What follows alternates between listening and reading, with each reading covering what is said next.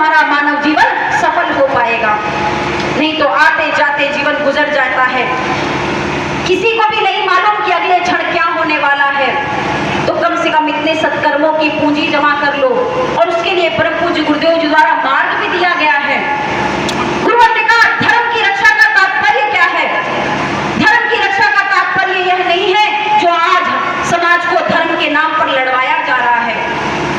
आज धर्म के नाम पर जो मारकाट हो रही है, जो हिंसा हो रही है, जो दंगे हो रहे हैं, इससे धर्म की रक्षा कभी नहीं हो पाएगी।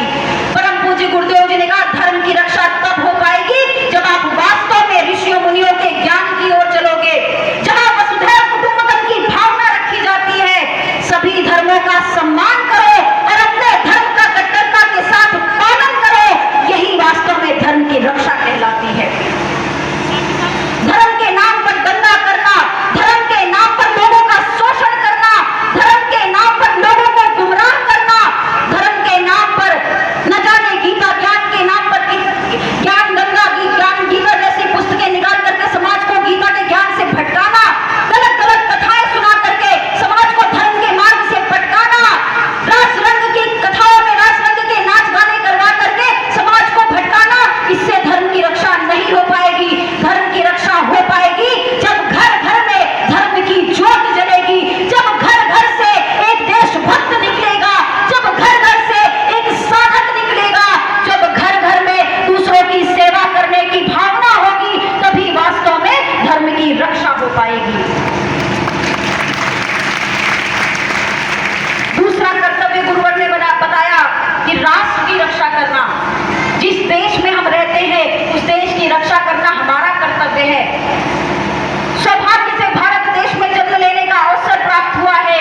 हमने देखा है जाने कितने वीर पुरुष इस देश में इस मिट्टी की रक्षा करने के लिए शहीद हो गए, अपने प्राणों की कुर्बानी दे करके चले गए कि हमारा भारत देश आजाद हो सके, हमारा भारत देश गुलाम न रहे।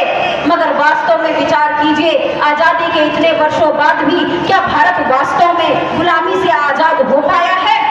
पहले हम अंग्रेजों के गुलाम थे, मुगलों के गुलाम थे, अब हम गुलाम हैं उन्हीं की मानसिकता के।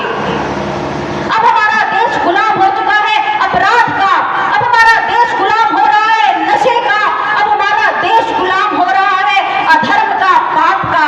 तो हमें जागना होगा, राष्ट्र की रक्षा के लिए अनीति अन्याय अधर्म का विरोध करना होगा, देशभक्ति की भावना अपने अंदर जगानी होगी, अपने बच्चों को वीर पुरुषों की गाथाएं सुनानी होगी।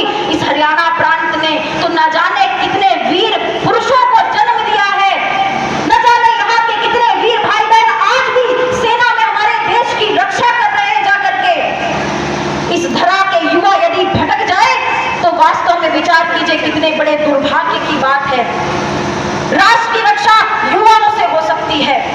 युवा राष्ट्र की रीढ़ होते हैं और उसी रीढ़ को तोड़ने का प्रयास अंग्रेजों ने किया था, उसी रीढ़ को तोड़ने का प्रयास आज के यह भ्रष्ट राजनेता करना चाह रहे हैं। युवाओं को नशे की दिशा की ओर बढ़ा दिया गया है, नशे के लिए कोई कार्य नहीं किया जा रहा। या तो युवा अपराधी बनता चला जा रहा है या तो नशेड़ी बनता चला जा रहा है। और जो थोड़ा बहुत पढ़े लिख जाते हैं, जो थोड़ा बहुत संपन्न हो जाते हैं, वो अपने क्षेत्र को छोड़ करके दूसरे देशों में चले जाते हैं। इससे बड़ा दुर्भाग्य हमारे प्रदेश का नहीं हो सकता।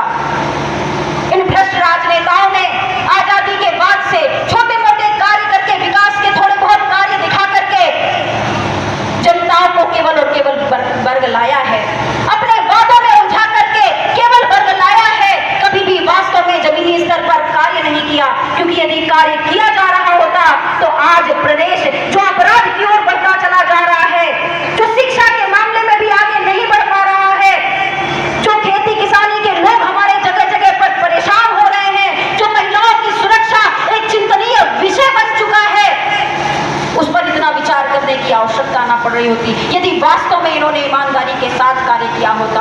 और सबसे बड़ा अधर्म जो हमारे इस देश को खोखला कर रहा, जो हमारे इस प्रदेश को खोखला कर रहा है, वह है नशा।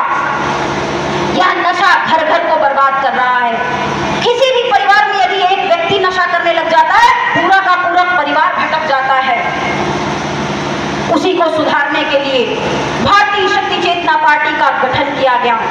हमें राजनीति की लालसा नहीं है, हमें गति प्राप्त करने का लोभ नहीं है। और इसका सबसे बड़ा उदाहरण है पिछले चुनाव